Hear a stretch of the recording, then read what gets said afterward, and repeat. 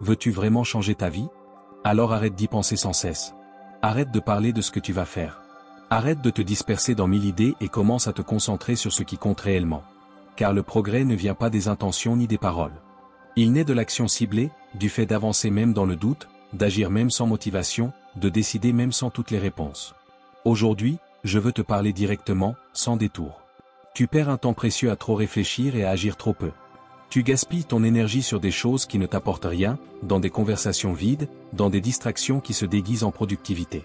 Mais cela peut changer dès maintenant, si tu le choisis, si tu t'engages avec plus de concentration, plus de décision et plus d'actions concrètes. Parle-moi. Agis plus. Concentre-toi comme jamais auparavant. Car l'avenir n'appartient pas à celui qui réfléchit le plus, mais à celui qui se lève chaque jour pour le construire avec des actes.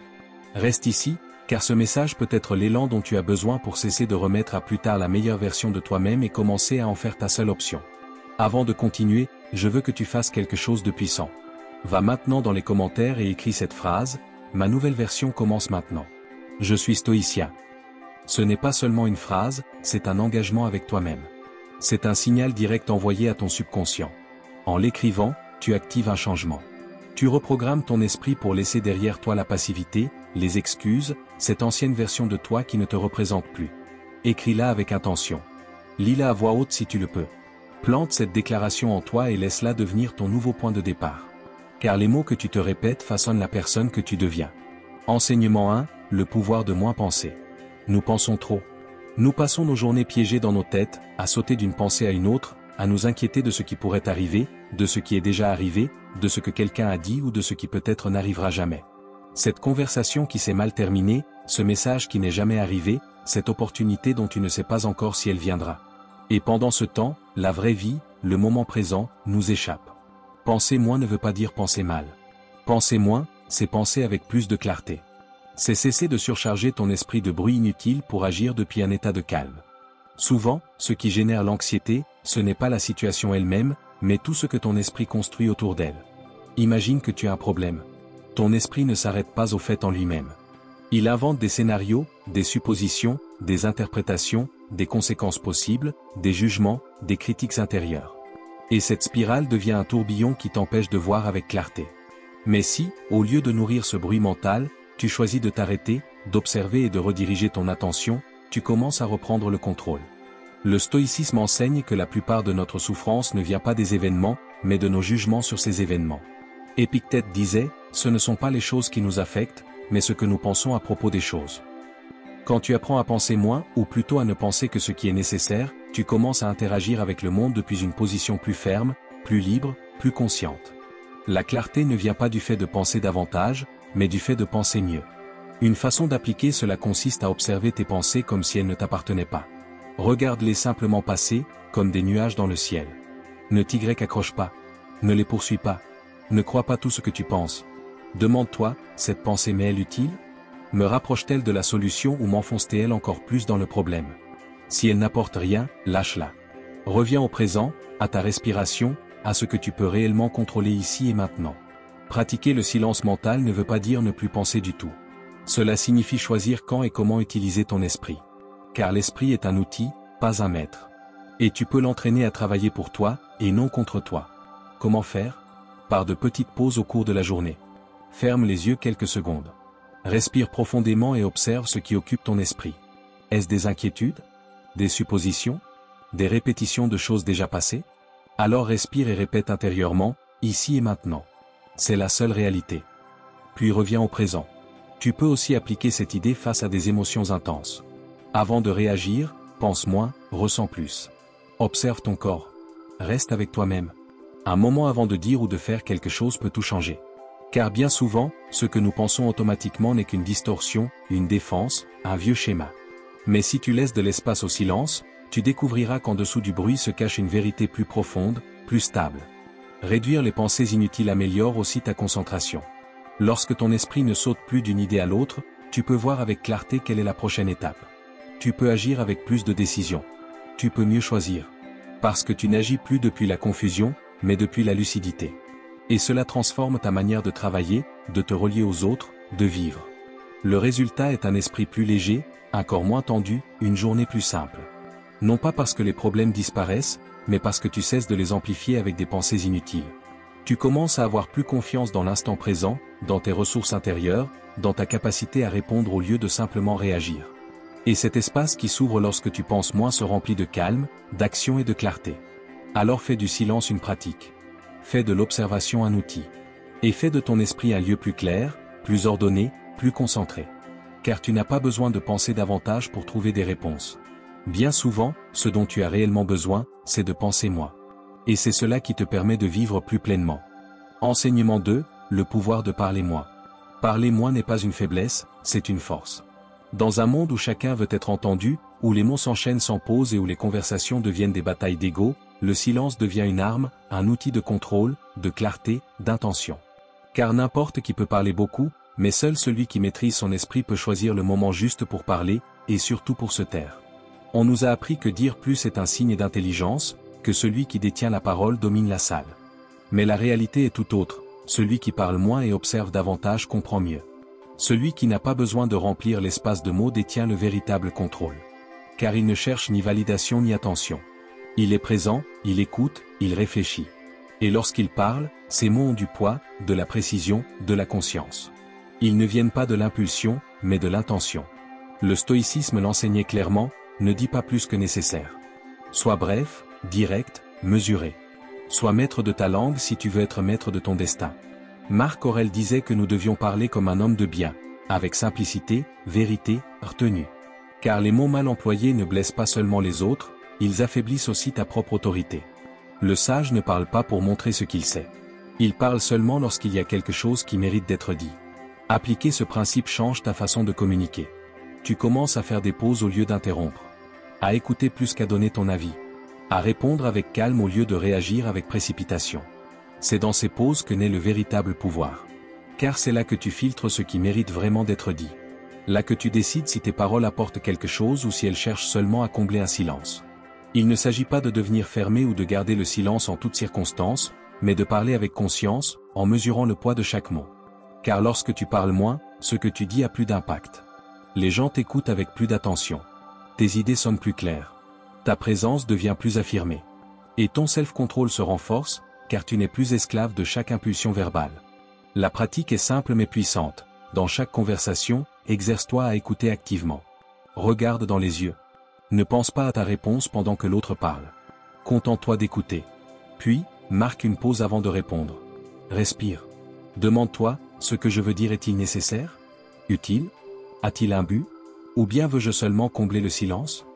Si tu décides de parler, fais-le avec clarté, sans fioriture, sans excès. Cet exercice renforce aussi ton intelligence émotionnelle.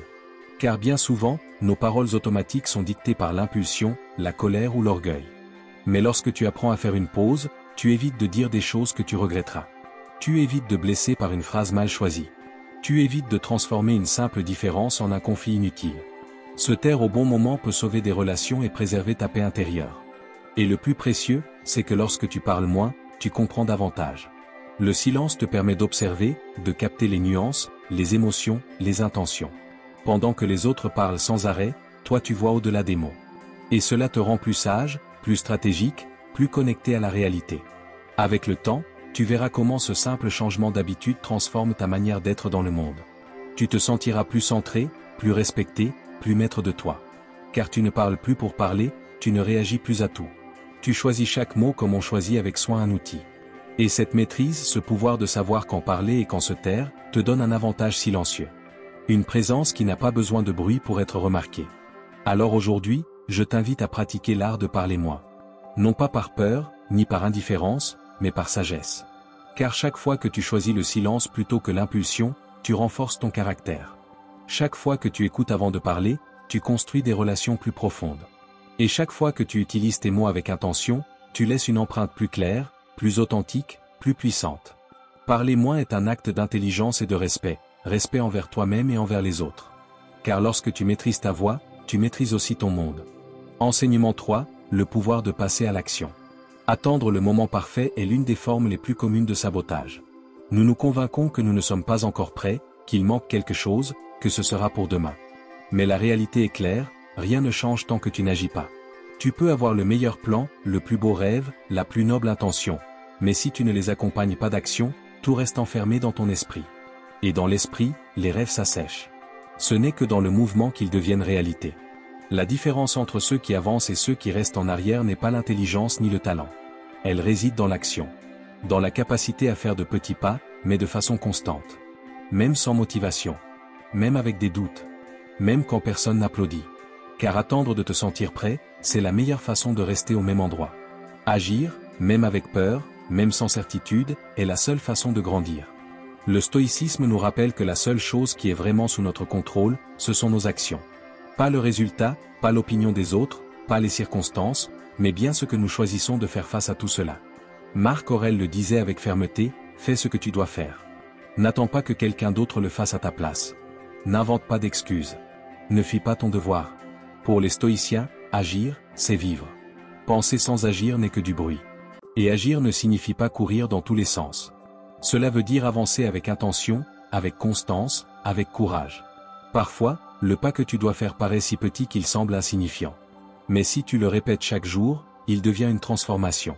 Car la discipline quotidienne, même simple, accumule une immense force. Une page écrite chaque jour devient un livre. Une minute d'exercice chaque jour devient de la santé. Une conversation profonde chaque semaine devient une relation solide. Tout commence par quelque chose de petit, mais répété sans arrêt. La véritable erreur est de vouloir tout faire parfaitement, de croire que si ce n'est pas grand, cela ne compte pas. Mais ce piège ne fait qu'alimenter l'inaction. Car plus le pas paraît grand, plus il fait peur. La clé est donc de diviser, simplifier, exécuter. Demande-toi chaque matin, quelle petite action puis-je accomplir aujourd'hui qui me rapproche de ce que je veux? Puis fais-la. Ne réfléchis pas trop. Ne laisse pas la place au doute. Fais-le simplement. Et le lendemain, recommence. Encore et encore. Car l'élan ne vient pas avant l'action, mais après.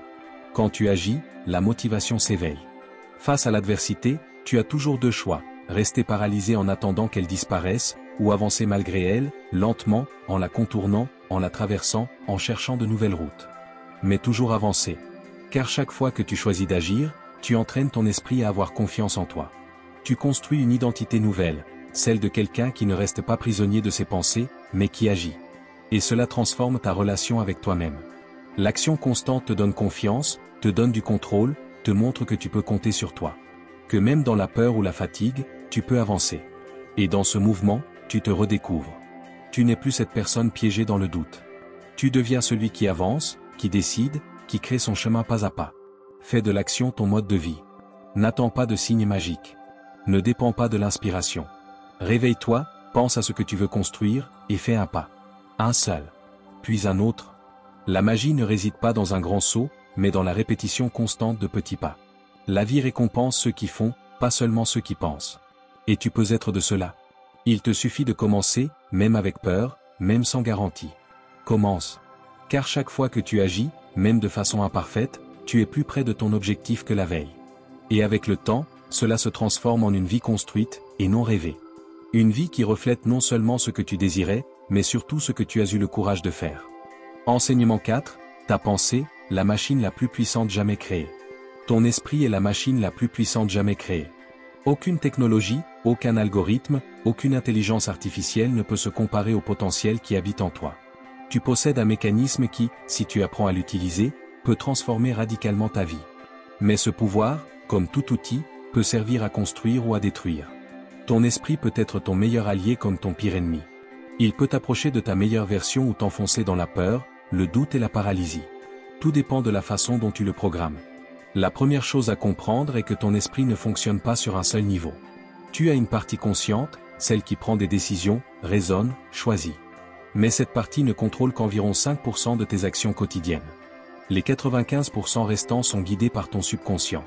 Cette partie silencieuse qui ne résonne pas, mais qui stocke tes croyances, tes habitudes, tes émotions, tes souvenirs et tes schémas. Ton subconscient agit comme le système d'exploitation de tout ce que tu fais. Et le plus frappant, c'est qu'il accepte tout ce que tu lui répètes avec fréquence, sans jamais le remettre en question. Si chaque jour tu te répètes que tu n'es pas capable, que tu n'es pas assez, que c'est trop difficile ou que cela ne vaut pas la peine, ton subconscient enregistre cela comme une vérité absolue. Ensuite, il dirige ton comportement, tes décisions, tes opportunités, pour que tout corresponde à cette vérité que tu as toi-même semée. Non pas parce qu'il te déteste, mais parce qu'il a été entraîné de cette manière. La bonne nouvelle, c'est que tu peux le réentraîner. Tu peux utiliser ce même mécanisme pour planter de nouvelles croyances, plus fortes, plus positives, plus alignées avec ce que tu veux réellement devenir. Imagine ton esprit comme un jardin. Si tu ne fais pas attention à ce que tu y sèmes, les mauvaises herbes pousseront. Peur, anxiété, manque, autosabotage. Mais si tu commences à semer avec intention des pensées positives, des affirmations de but, des images mentales de ce que tu veux créer, alors ce jardin se mettra à fleurir. Ton subconscient commencera à travailler en faveur de tes objectifs au lieu de travailler contre eux.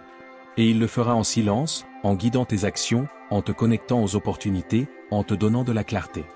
Du point de vue stoïcien, la maîtrise de l'esprit est l'un des piliers fondamentaux de la croissance personnelle. Épictète enseignait que ce ne sont pas les choses qui nous troublent, mais l'opinion que nous avons d'elles.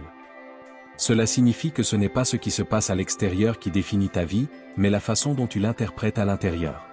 Voilà pourquoi les stoïciens pratiquaient le contrôle de leurs pensées. Non pas parce qu'ils étaient froids, mais parce qu'ils comprenaient qu'un esprit entraîné, c'est la véritable liberté. Un esprit sans contrôle est une prison. Comment commencer à reprogrammer ton esprit? Par de petits actes quotidiens, répétés avec intention. Écris une affirmation puissante qui se connecte à ton but, quelque chose qui te rappelle ce que tu es en train de construire. Par exemple, je m'engage à développer mon plein potentiel et à vivre une vie remplie de sens et de réussite. Lis-la chaque matin, avant de toucher ton téléphone, avant de te plonger dans le bruit extérieur. Lis-la à voix haute. Si tu le peux, regarde-toi dans le miroir. Ressens les mots. Ensuite, au cours de la journée, chaque fois qu'un de ces vieux programmes limitants refait surface pour saboter ton avancement, détecte-le et change-le immédiatement. Ne lutte pas contre lui, remplace-le. Si tu penses, ce n'est pas pour moi, répète, je suis prêt pour ce défi. Si tu penses, je vais échouer, répète, j'apprends et je progresse chaque jour. Cette pratique n'est pas de la magie, mais elle est puissante. Car ton subconscient ne distingue pas entre le vrai et le faux. Il accepte simplement ce que tu lui répètes avec conviction. Et si tu le fais avec constance, quelque chose changera. Au début, ce sera subtil, plus de clarté, plus d'énergie, plus de concentration. Mais avec le temps, ton esprit commencera à s'aligner avec ta vision. Là où tu ne voyais que des problèmes, tu commenceras à voir des solutions. Tu prendras des décisions plus courageuses. Tu avanceras, parce que ton subconscient travaillera avec toi et non contre toi. Ne sous-estime jamais le pouvoir que tu portes en toi. Ton esprit est une machine extraordinaire, mais il a besoin de direction. Entraîne-le, prends en soin, nourris-le de pensées qui te renforcent. Car ce que tu sèmes dans ton esprit fleurit dans ta vie. Et lorsque tu apprends à utiliser ton esprit avec intention, le destin cesse d'être une coïncidence et devient une création. Enseignement 5, la paradoja de parler de ses projets. Il existe une curiosité que peu de personnes remarquent. Parler trop tôt et trop souvent de ses projets peut devenir l'un des plus grands obstacles à leur réalisation. Oui, partager ce que tu vas faire, raconter tes objectifs, tes idées ou tes rêves peut sembler motivant.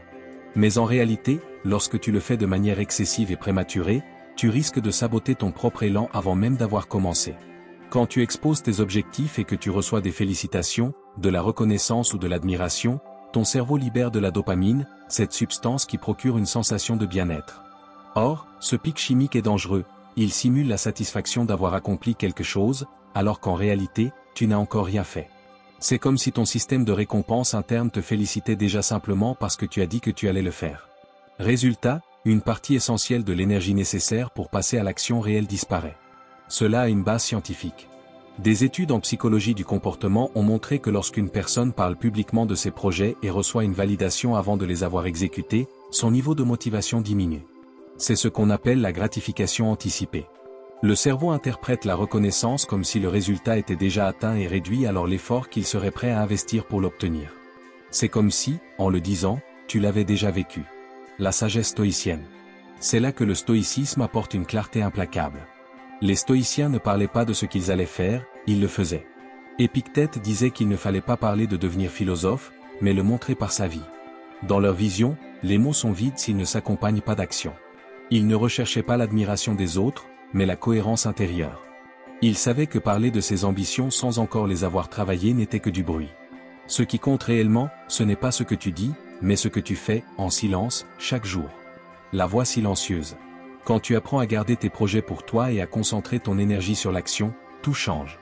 Tu cesses de chercher la validation extérieure et tu commences à bâtir à partir d'une conviction intérieure. Tu n'as plus besoin que les autres t'applaudissent avant l'heure. Tu n'agis plus pour impressionner, mais pour te transformer. Ce changement de perspective, passer de l'exhibition à l'exécution, est ce qui sépare les rêveurs des réalisateurs. Il ne s'agit pas de vivre caché ni dans le secret absolu. Il s'agit de protéger ton énergie, ton attention, ton intention. De t'autoriser à avancer sans interruption inutile. Car en parlant trop tôt de tes projets, tu perds non seulement de la motivation, mais tu t'exposes aussi aux critiques, aux doutes ou aux opinions des autres, qui peuvent semer en toi de l'insécurité prématurée. Laissez les résultats parler. À la place, choisis la voie du silence. Travaille en privé. Crée, ajuste, améliore, puis laisse tes résultats parler d'eux-mêmes. Car lorsqu'ils seront visibles, tu n'auras plus besoin de justification. Et pendant ce temps, tu auras protégé ton esprit, ton énergie et ton focus. Fais-en une habitude. La prochaine fois que tu ressens l'envie de partager un projet, arrête-toi. Demande-toi, suis-je en train de chercher une approbation ou suis-je réellement engagé dans ce que je veux accomplir? Si tu as seulement besoin de l'exprimer, écris-le pour toi. Note-le dans ton carnet, garde-le dans ton esprit ou dans ton cœur. Laisse ton projet mûrir sans distraction. Le pouvoir du travail en silence. Plus tu apprends à travailler dans le silence, plus tu développes une force intérieure. Car tu ne dépends plus de la réaction des autres. Tu es avec toi-même, avec ton but, avec ton travail. Cela t'apporte concentration, constance et résilience. Quand tu parles moins et que tu agis davantage, ton énergie se canalise plus clairement, plus efficacement, plus fermement. Et au final, ce silence stratégique ne fait pas qu'entretenir ta motivation, il te permet aussi de surprendre le monde avec des résultats, et non avec des promesses. Car pendant que d'autres continuent de parler de ce qu'ils feront un jour, toi, tu l'auras déjà accompli. Enseignement 6. Comment éliminer les négociations intérieures? Les négociations intérieures sont l'un des ennemis silencieux de la discipline. C'est cette petite voix qui surgit au moment où tu devrais te lever tôt, commencer ta routine, faire de l'exercice, étudier ou travailler sur ton objectif, et qui te murmure, 5 minutes de plus. Je commence demain? Ce n'est pas grave si je me repose aujourd'hui? Cette voix n'est pas mauvaise en soi. Mais si tu l'écoutes trop souvent, elle commence à t'affaiblir. Car plus tu lui donnes de l'espace, plus elle prend de la force. Chaque fois que tu cèdes à une excuse, même minime, tu entraînes ton esprit à abandonner. Et cela devient une habitude.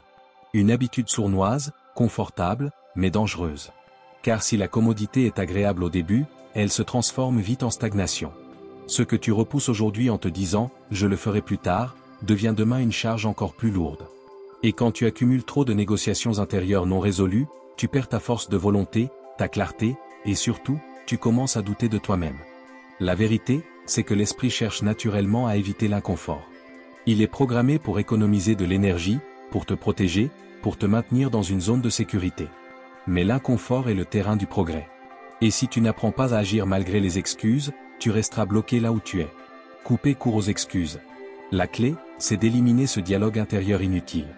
Ne réfléchis pas trop. N'analyse pas si tu en as envie ou non. Ne te demande pas si c'est le meilleur moment. Fais-le, simplement. Car l'action immédiate coupe la racine du doute intérieur. Dans le stoïcisme, cela s'appelle le maîtrise de soi, faire ce que tu sais devoir faire, sans attendre d'être motivé. Marc Aurèle, dans ses Pensées pour moi-même, écrivait que le corps a été fait pour l'action, non pour le repos constant, et qu'il n'était pas digne d'un être rationnel de refuser son devoir simplement parce qu'il n'en avait pas envie. Les stoïciens savaient que l'esprit pouvait être un allié ou une prison. C'est pourquoi ils entraînaient leur caractère comme on entraîne un muscle, avec de la pratique quotidienne, des décisions fermes et de la constance. Application pratique. Comment appliquer cela dans ta vie? Commence par quelque chose de simple. Quand ton réveil sonne le matin, lève-toi immédiatement. Ne négocie pas. Ne pense pas. Ne dis pas « 5 minutes de plus ». Agis. Car ce premier moment de la journée est symbolique. C'est le premier obstacle. Et si tu le surmontes, tu crées d'emblée une mentalité de gagnant. Mais si tu cèdes, tu commences ta journée par une défaite. Fais la même chose avec le reste. Tu dois faire de l'exercice? Ne réfléchis pas. Mets tes vêtements et bouge. Tu as une tâche en attente? Ouvre ton fichier et commence, même pour 5 minutes. Car le plus difficile n'est pas de faire le travail, c'est de commencer. Le reste vient avec le mouvement. La vraie liberté. Quand tu élimines la négociation et passes à l'action, ton esprit s'aligne avec la discipline. Répète cela autant de fois que nécessaire, jusqu'à ce que cela devienne ta manière naturelle d'agir. Au début, ce sera difficile. La résistance sera forte. Mais chaque fois que tu choisis d'agir sans discuter avec toi-même, tu renforces ton identité en tant que personne disciplinée. Et cette identité est un pouvoir immense. Car une fois que tu sais que tu peux compter sur toi-même, tu n'as plus besoin de motivation extérieure. Tu agis parce que tu sais que c'est ce qu'il faut faire. Point final. Élimine ces petites voix qui te freinent. Elles n'ont aucun pouvoir si tu ne les nourris pas. Tu n'es pas obligé d'obéir à chaque pensée qui surgit. C'est toi qui décides. Et tu peux décider d'agir même quand tu n'en as pas envie. C'est ça, la véritable liberté. La liberté de faire ce qui est juste, même quand ton esprit cherche à fuir. Et avec cette pratique quotidienne, quelque chose d'incroyable commence à se produire. Les excuses s'affaiblissent, les décisions deviennent plus rapides, ton estime de toi grandit, et ta capacité d'exécution explose. Tu ne dépends plus d'un élan passager. Tu deviens une personne qui fait ce qu'il y a à faire. Sans détour. Sans drame. Sans pause inutile. La prochaine fois qu'une excuse surgira, ne la négocie pas. Respire et agis. Car chaque action accomplie sans discussion est une victoire intérieure. Et cette accumulation de victoires te construit, te fortifie et te transforme en une personne qui non seulement pense, mais réalise. Et dans un monde plein d'excuses, c'est exactement ce qui te fera avancer. Enseignement 7. Comprendre les pensées comme de simples pensées, et non comme des faits. Tout ce que tu penses n'est pas vrai. Cette phrase, bien que simple, a le pouvoir de transformer radicalement ta vie si tu l'assimiles profondément. Car bien souvent, sans même t'en rendre compte, tu te laisses emporter par des pensées que tu n'as jamais vraiment questionnées. Des pensées qui surgissent dans ton esprit et que tu acceptes comme des faits, comme des certitudes, comme des vérités absolues. Mais elles ne le sont pas. Elles ne sont que cela, des pensées, des interprétations, des histoires créées par ton esprit. Les pensées ne sont que des constructions mentales. Elles ne sont pas des preuves, ni des réalités, et encore moins toi. Ton esprit génère des milliers de pensées chaque jour. Certaines sont utiles, d'autres absurdes. Certaines te renforcent, d'autres te sabotent. Mais la clé réside dans la compréhension que tu n'es pas ce que tu penses. Tu es celui qui observe ces pensées. Le problème apparaît lorsque tu te confonds avec elles, lorsque tu crois que chaque pensée qui traverse ton esprit a autorité, lorsque tu ne sais pas faire une pause pour te demander, ce que je pense est-il réel? Est-il utile? Est-ce vraiment à moi? Quand tu apprends à voir les pensées comme de simples événements mentaux et non comme des vérités absolues, tu commences à reprendre le contrôle. Car tu ne réagis plus automatiquement. Tu ne prends plus tout personnellement. Tu n'écoutes plus la peur qui invente des scénarios catastrophiques. Tu te contentes de les observer, comme des nuages dans le ciel, comme de simples visiteurs. Certains t'apportent quelque chose, d'autres non. Et c'est toi qui choisis lesquels écouter. Le stoïcisme l'explique très bien. Épictète disait, ce qui nous trouble, ce ne sont pas les événements, mais ce que nous pensons des événements. Les stoïciens pratiquaient la séparation entre pensée et réalité. Ils savaient qu'on ne peut pas contrôler ce que l'esprit produit, mais qu'on peut toujours contrôler la réaction face à ce contenu mental. C'est pourquoi ils entraînaient leur attention et leur jugement. Le véritable pouvoir ne réside pas dans le fait d'éviter les pensées négatives, mais dans le refus de les laisser diriger tes actions.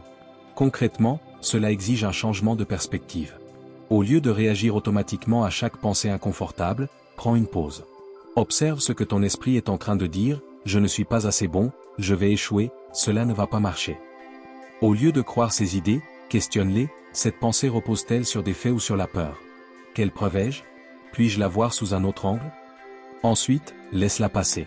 Tu n'as pas besoin de discuter avec chaque pensée. Tu n'as pas besoin de te battre contre elle. Tu as seulement besoin de ne pas agir en fonction d'elle. Ne t'identifie pas à elles. Ne les transforme pas en ton histoire. Si tu les laisses passer sans réaction, elles perdent leur pouvoir. Car les pensées se nourrissent de ton attention. Si tu ne les alimentes pas, elles disparaissent.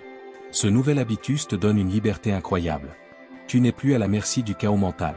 Tu n'as plus besoin que ton esprit soit parfaitement calme pour agir avec clarté. Tu peux avoir des pensées anxieuses et continuer à avancer avec sérénité. Tu peux ressentir des pensées tristes et tout de même accomplir ce qui doit être fait. Car tu n'es pas ces pensées, tu es celui qui choisit quoi faire d'elles. En pratiquant cela, tu réduis aussi l'anxiété. Car une grande partie de l'anxiété provient de la croyance que tes pensées négatives sont de véritables avertissements. Mais lorsque tu les observes sans attachement, tu réalises que 90% de ce que tu imagines n'arrive jamais. Ton esprit invente des scénarios urgents qui ne le sont pas. Et si tu ne leur donnes pas de pouvoir, ils se dissipent. Fais-en une pratique quotidienne. Accorde-toi quelques minutes chaque jour pour t'asseoir en silence, fermer les yeux et observer ce qui se passe dans ton esprit. N'essaie pas de changer quoi que ce soit. Contente-toi de regarder. Chaque fois qu'une pensée surgit, dis-toi, ceci n'est qu'une pensée. Répète cette phrase chaque fois que quelque chose te perturbe. Elle t'aidera à créer de la distance. Et dans cette distance naît ton véritable pouvoir de choisir. Avec le temps, tu remarqueras que ton esprit devient plus paisible. Non pas parce que tu as cessé de penser, mais parce que tu as appris à ne plus tout prendre au sérieux. Cela t'ouvre de l'espace pour prendre de meilleures décisions, pour agir avec plus de conscience, pour vivre avec plus de paix. Souviens-toi, tes pensées ne sont pas des faits. Ce ne sont que des mots dans ton esprit. Tu n'es pas obligé de leur obéir. Tu peux les observer, les laisser passer et continuer ton chemin. Car c'est dans cette compétence que réside la véritable liberté intérieure. Et lorsque tu la cultives, tu découvres que tu n'as pas besoin que tout soit en ordre pour être en paix. Tu as seulement besoin de savoir que tu es plus grand que tout ce que tu penses. Enseignement 8, l'importance de la discipline et de la concentration. La discipline et la concentration ne sont pas des dons réservés à quelques privilégiés. Ce sont des choix que l'on fait chaque jour. Ce sont des actes de fidélité à soi-même, répétés encore et encore, même lorsqu'il n'y a pas de motivation, même quand personne ne regarde, même quand aucun résultat immédiat n'apparaît. Et dans cet engagement constant existe un allié silencieux, puissant et souvent négligé, le silence.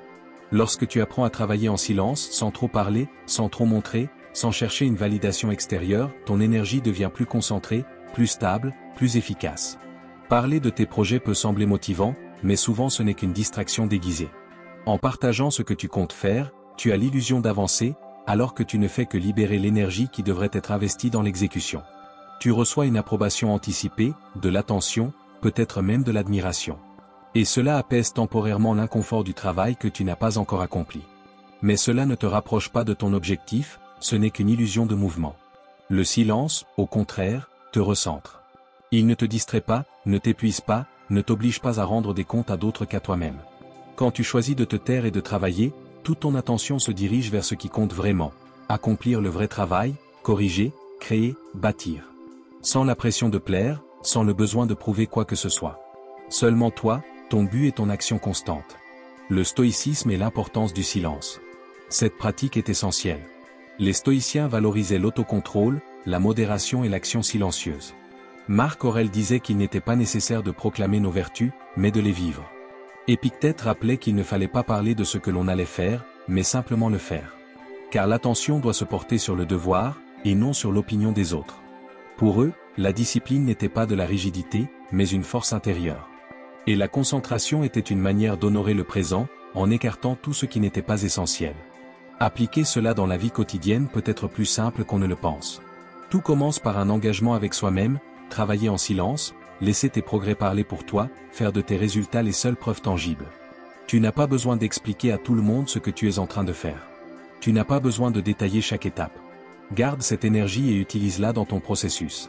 Au lieu d'imaginer comment les autres célébreront tes réussites, assure-toi d'abord de terminer ce que tu as commencé.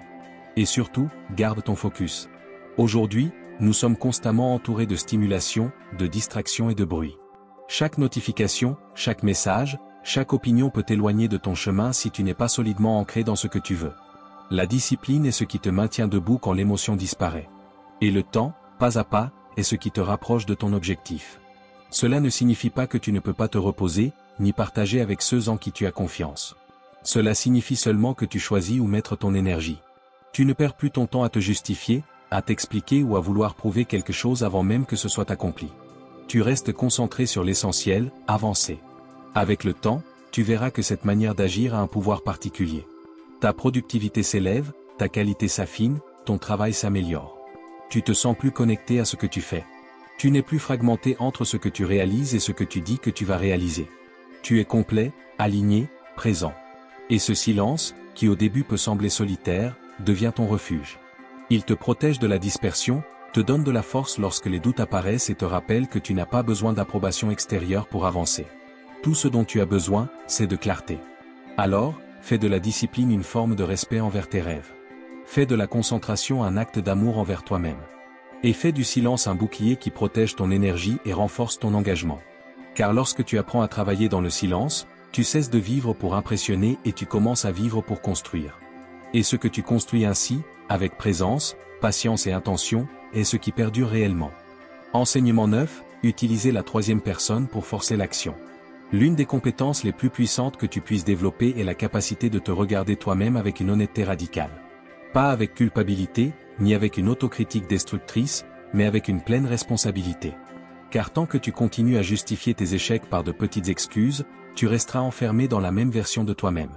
Les excuses paraissent raisonnables, elles semblent te protéger, mais en réalité elles ne font que t'éloigner de ta croissance. Elles sont le langage de la zone de confort, le déguisement que ton esprit utilise pour éviter le changement. Nous le faisons tous.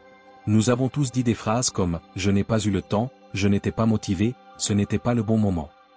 Mais si tu prends le temps d'observer, tu te rendras compte que ces phrases ne sont rien d'autre que des mécanismes de protection. Ce ne sont que des justifications pour ne pas faire ce que tu sais devoir faire. Car agir implique des efforts, de l'inconfort et de la friction. Et le cerveau, par nature, tend à éviter cela. Pourtant, si tu ne brises pas ce schéma, tu continueras à céder face à toi-même sans même t'en rendre compte. C'est ici qu'entre en jeu une pratique simple mais profondément transformatrice. Commencer à utiliser la troisième personne pour te parler à toi-même. Au lieu de dire « je ne suis pas allé à la salle de sport parce que j'étais fatigué », dis « il n'est pas allé à la salle de sport parce qu'il s'est dit qu'il était fatigué ». Ce changement de langage crée une distance émotionnelle. Il te permet d'observer ton comportement de l'extérieur, comme si tu étais un entraîneur qui évalue son athlète. Et dans cette distance naît la clarté. Car en te séparant de ton « moi » émotionnel, tu peux voir l'excuse pour ce qu'elle est, une fuite, et non une vérité. Quand tu parles de toi comme si tu étais un autre, ta capacité d'autocontrôle s'élève. Tu prends des décisions plus rationnelles et il devient plus difficile d'accepter des excuses fragiles, car tu te vois comme quelqu'un qui mérite mieux qu'une justification confortable. Dans la vision stoïcienne, cela s'aligne parfaitement avec le principe de la responsabilité totale de soi. Épictète disait, « Ne cherche pas à ce que les choses arrivent comme tu le veux, mais veux-les telles qu'elles arrivent, et tu seras en paix. » Une partie de cela consiste à accepter que ce que tu fais ou ne fais pas est ton choix. Ce n'est pas la faute de la météo, ni de ton patron, ni du trafic. C'est ta décision. Et tant que tu ne l'assumes pas, tu ne pourras pas la changer. Ainsi, chaque fois que tu ne respectes pas une promesse que tu t'es faite, prends un moment et écris dans un carnet, « Quelle excuse me suis-je donné aujourd'hui ?» Et sois honnête.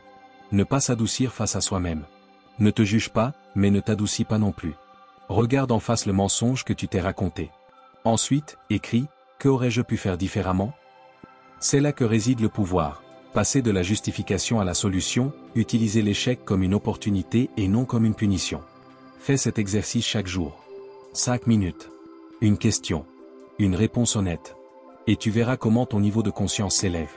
Tu verras comment les excuses commencent à perdre leur pouvoir, car maintenant tu les vois, tu les nommes, et cela les désarme.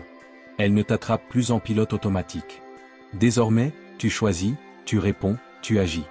Avec le temps, cette pratique te transforme en quelqu'un de plus ferme, de plus responsable, de plus libre. Car arrêter de te tromper toi-même est l'une des formes les plus pures de respect de soi. Tu n'as plus besoin que les autres t'exigent quoi que ce soit, car tu t'observes déjà, tu te corriges déjà. Tu prends déjà conscience.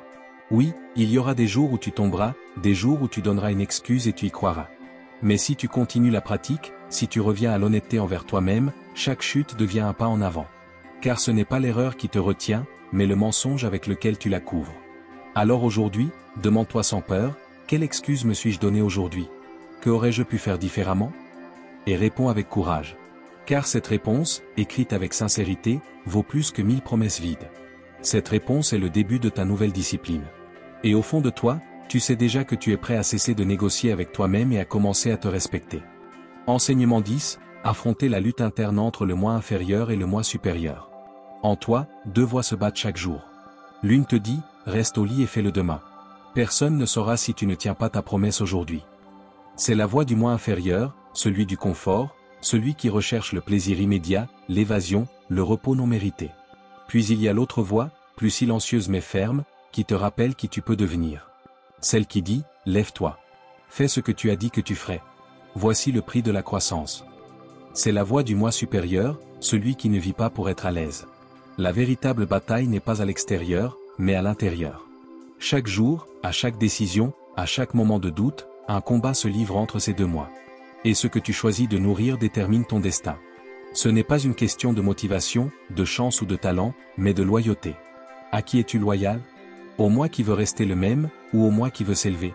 Le moi inférieur est rusé.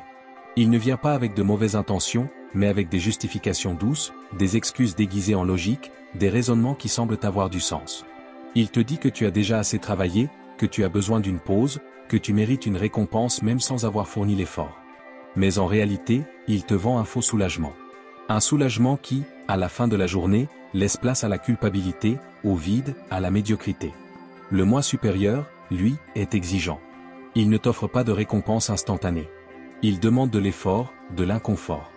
Mais il t'apporte aussi quelque chose que l'autre ne pourra jamais t'offrir, une véritable fierté, une paix intérieure, un sentiment de but. Il t'apporte du progrès, il t'apporte une identité. Les stoïciens comprenaient profondément cette lutte interne.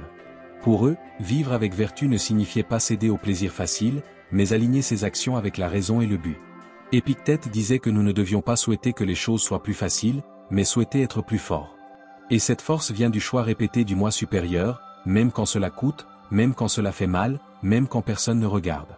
Appliquer cela à ta vie commence par la conscience. Chaque fois que tu ressens cette tension intérieure, ce moment où tu sais ce que tu devrais faire mais où tu n'en as pas envie, fais une pause. Respire. Demande-toi, cette décision nourrit-elle le moi que je veux devenir, ou le moi qui me maintient au même poids? Rien que cette question remet les choses en perspective. Puis choisis. Même si tu n'en as pas envie. Même si la voix du confort crie plus fort. Fais le pas que ton moi supérieur ferait, non pas parce que c'est facile, mais parce que c'est nécessaire. Fais ton entraînement. Lève-toi à l'heure que tu t'étais fixé. Termine la tâche en attente. Mange ce qui te nourrit vraiment, pas ce qui t'apaise momentanément. Chaque action de ce type est un vote de confiance envers ta meilleure version. Avec le temps, quelque chose change.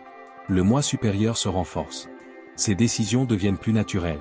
Tu luttes moins contre la résistance, car chaque bon choix entraîne ton caractère. Tu façonnes ton identité. Tu affirmes, je suis quelqu'un qui tient parole. Je suis quelqu'un qui progresse.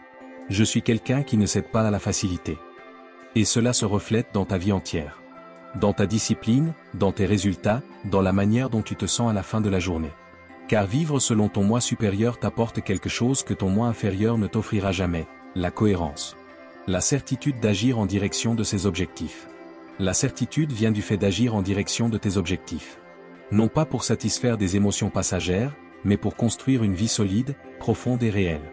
Alors, la prochaine fois que tu seras à ce point de décision, entre la commodité et l'engagement, rappelle-toi que ce n'est pas une petite décision. C'est une bataille intérieure. Une bataille qui, si tu la gagnes aujourd'hui, changera ton demain. Non pas parce que c'est un pas gigantesque, mais parce que c'est un pas dans la bonne direction. Et chaque pas ainsi posé t'approche de ce « toi » que tu ne fais pas qu'imaginer, mais que tu mérites de devenir. Enseignement 11, ne pas partager les détails de ton amélioration personnelle.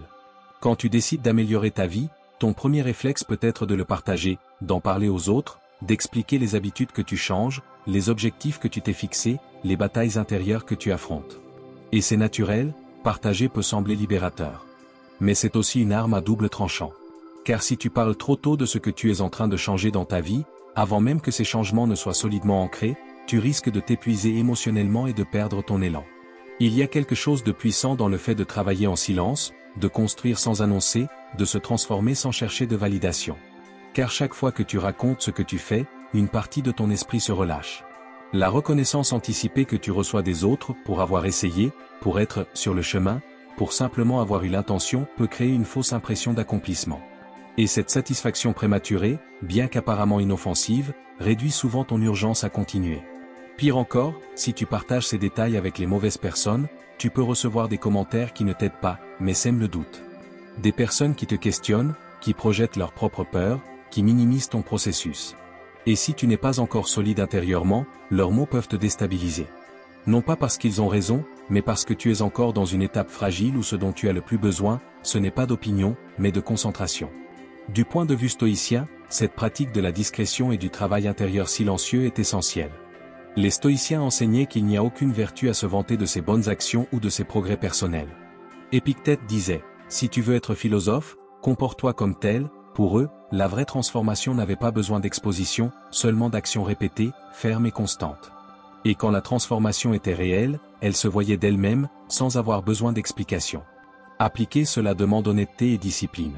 Demande-toi, suis-je en train de partager cela parce que j'ai vraiment besoin d'aide, ou parce que je cherche de l'approbation? Si tu constates que ce que tu recherches, c'est la reconnaissance anticipée, il vaut mieux garder le silence. Pas pour te cacher, mais pour protéger ton énergie, la concentrer et la faire grandir. Cela ne veut pas dire t'isoler du monde, mais être sélectif. Ne partage tes processus qu'avec des personnes de confiance. Celles qui respectent ton chemin, même sans le comprendre totalement. Celles qui ne te jugeront pas pour tes jours difficiles et qui ne t'applaudiront pas excessivement pour tes premiers pas. Et pendant ce temps, laisse ton progrès parler pour toi. Que tes actes quotidiens reflètent ton engagement. Que ton énergie se transforme sans avoir besoin de l'annoncer. Que ton entourage remarque la différence sans que tu aies à l'expliquer. Si tu progresses en silence, toute ton attention reste tournée vers le travail réel. Tu ne gaspilles pas ton énergie à expliquer, à justifier ou à attendre des réactions. Tu te concentres sur toi, sur ce que tu fais, sur ce que tu choisis jour après jour. Avec le temps, cela crée une transformation profonde, stable et authentique. Car elle n'a pas été façonnée par les opinions extérieures, mais par ton propre effort. Et lorsque tu seras prêt, lorsque ton nouveau mode de vie ne sera plus une simple intention mais une part de ton identité, alors oui, tu pourras le partager si tu veux. Mais plus par besoin de montrer, seulement par la confiance de savoir que tu n'as plus besoin de validation, car tu l'as déjà vécu. Continue donc à grandir, mais fais-le en silence. Non pas parce que tu caches quelque chose, mais parce que tu protèges quelque chose de sacré, ton processus. Car tout n'a pas besoin d'être dit. Parfois, ce qui reste non dit se renforce. Et pendant que le monde continue de parler, toi, tu continues d'avancer, avec des pas fermes, un engagement profond et la force tranquille de celui qui sait que le vrai changement n'a pas besoin d'être annoncé, il doit simplement être vécu. Enseignement 12, créer une mentalité sans excuses. Les excuses sont confortables, douces, parfois même logiques. Elles se présentent comme des raisons valables, comme des justifications pour ne pas faire ce que tu avais dit que tu ferais.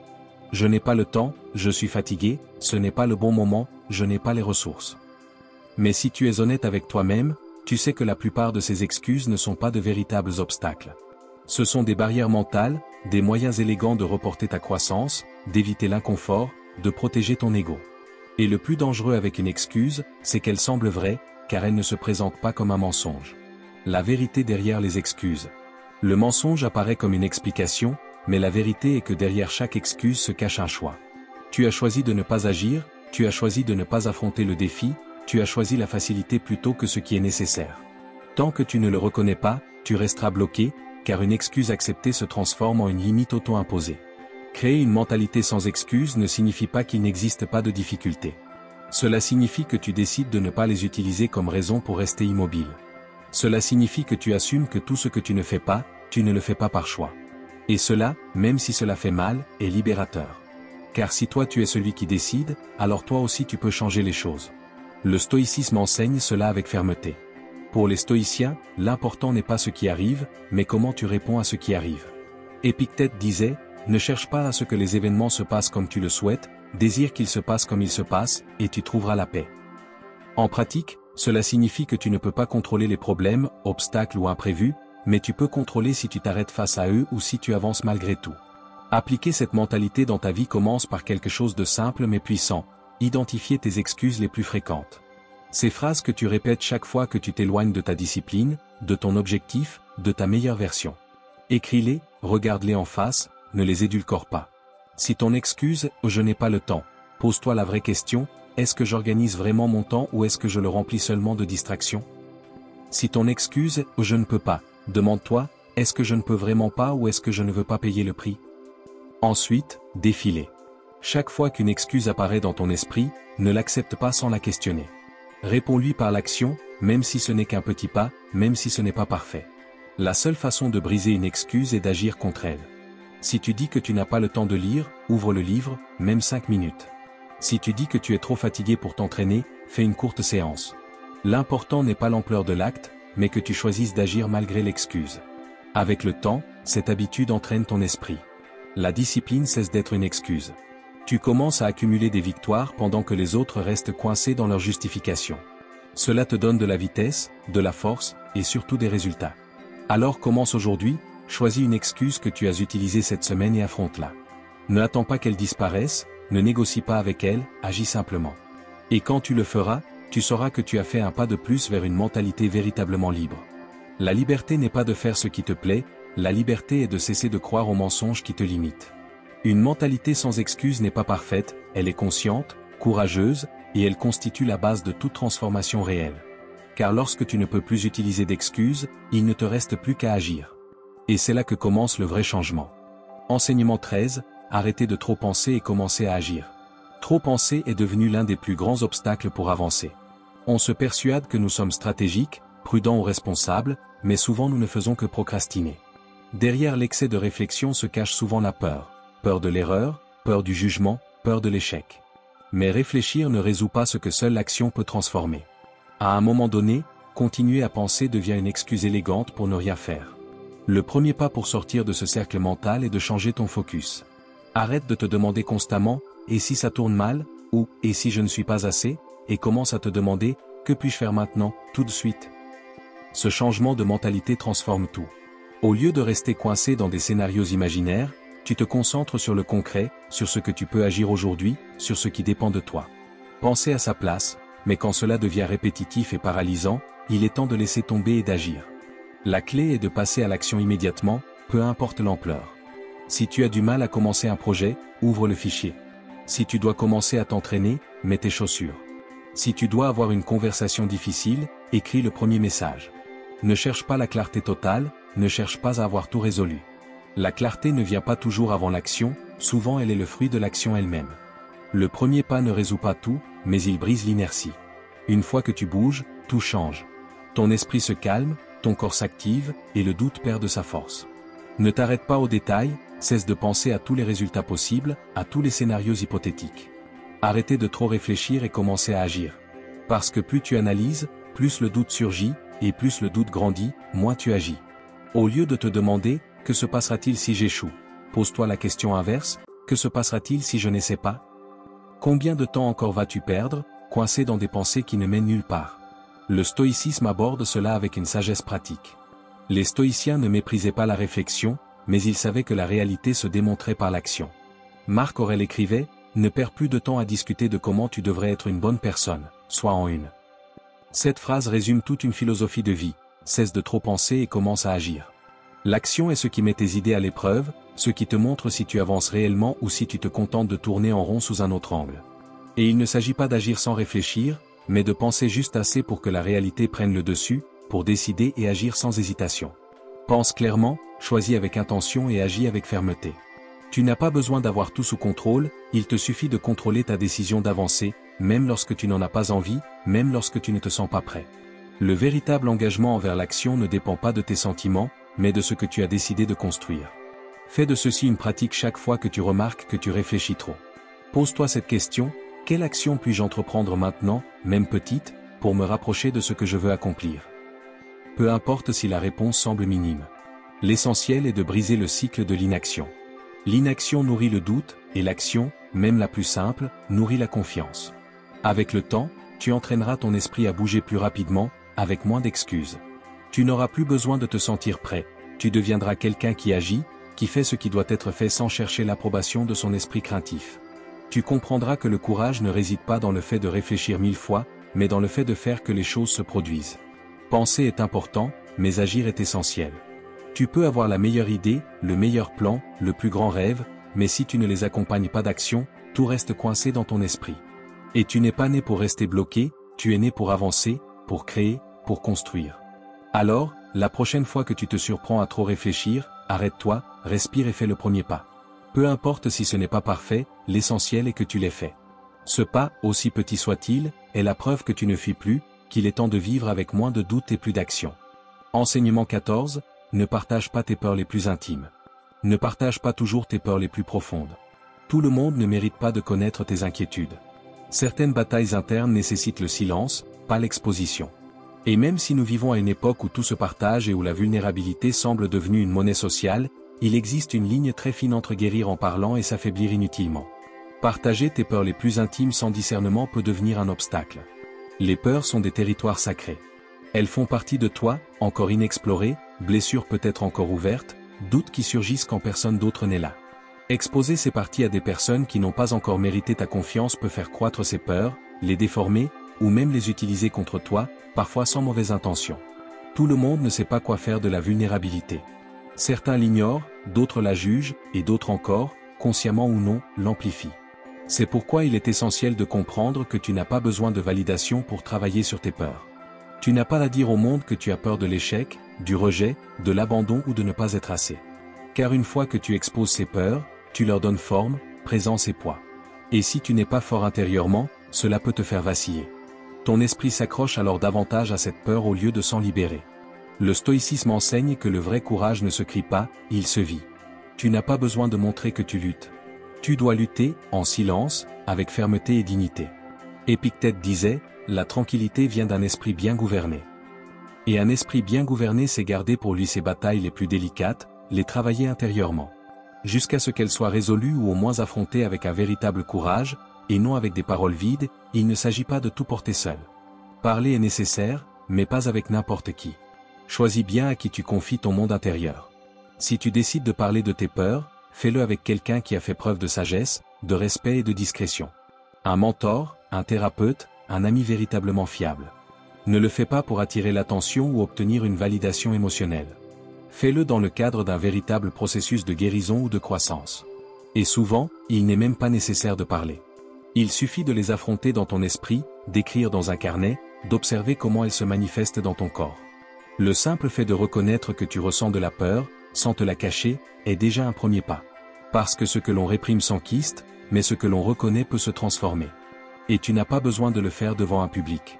Travailler tes peurs en privé te donne quelque chose de très puissant, la clarté.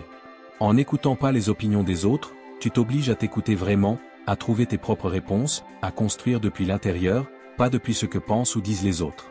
Cette clarté devient force. Quand tu parviens à vaincre une peur sans l'exposer au monde, tu le fais à partir d'une racine plus profonde et authentique. Avec le temps, tu verras que certaines peurs disparaissent simplement parce que tu as cessé d'en parler, de les nourrir avec des mots, de les rendre partie de ton histoire extérieure. Tu les as affrontées comme on affronte l'essentiel, avec silence, action et engagement. Et si un jour tu décides d'en parler, ce ne sera plus depuis la blessure, mais depuis l'expérience, le dépassement et l'apprentissage.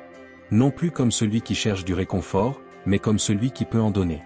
Parce que ta peur ne te domine plus, elle ne te limite plus. Tu l'as regardée en face, tu l'as traversée et laissée derrière toi. Sans bruit, sans applaudissements, seulement avec le calme de celui qui se connaît et se respecte assez pour ne pas livrer ses batailles les plus profondes à ceux qui n'ont pas le pouvoir de les comprendre. Comment les soutenir alors? Tout le monde n'a pas besoin de savoir ce que tu traverses, mais toi, tu dois le traverser. Et le faire correctement, avec courage, pas avec exposition. Parfois, le plus grand acte de force n'est pas de parler de sa peur, mais de ne pas permettre à quiconque de détenir un pouvoir sur elle. Cela commence lorsque tu choisis le silence comme bouclier et l'action comme chemin.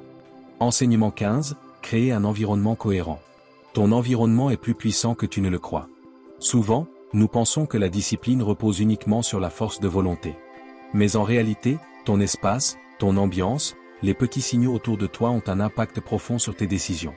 Tu peux avoir les meilleures intentions, mais si tu vis entouré de distractions, de tentations ou de désordre, tu combats en désavantage dès le départ. La clé est de créer un environnement qui travaille avec toi, pas contre toi. Chaque objet autour de toi, ton bureau, ta chambre, ta cuisine, ton téléphone peut soit te pousser vers tes objectifs, soit t'en éloigner progressivement. Si chaque fois que tu veux lire, tu dois chercher ton livre au milieu du chaos, tu finiras probablement par reporter l'activité. Si ton téléphone est posé sur ton lit à côté de toi la nuit, il sera difficile de t'endormir à l'heure prévue.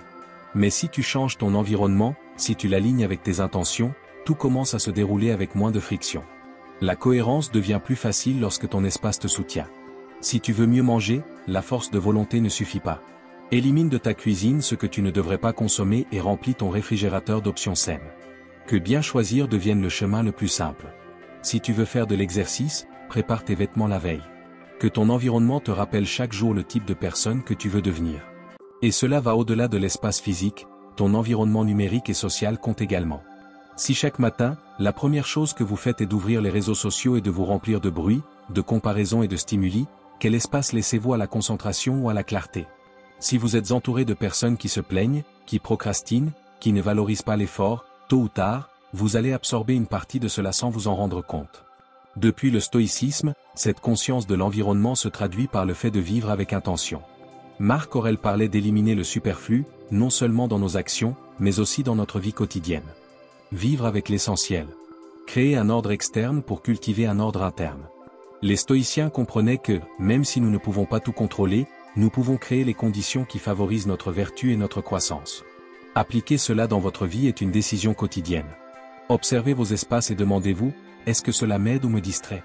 Cette organisation favorise-t-elle ma constance ou me pousse-t-elle à abandonner? Faites un nettoyage, non seulement physique, mais aussi symbolique. Éliminez ce qui vous encombre, ce qui ne contribue pas, ce qui affaiblit votre engagement envers vous-même.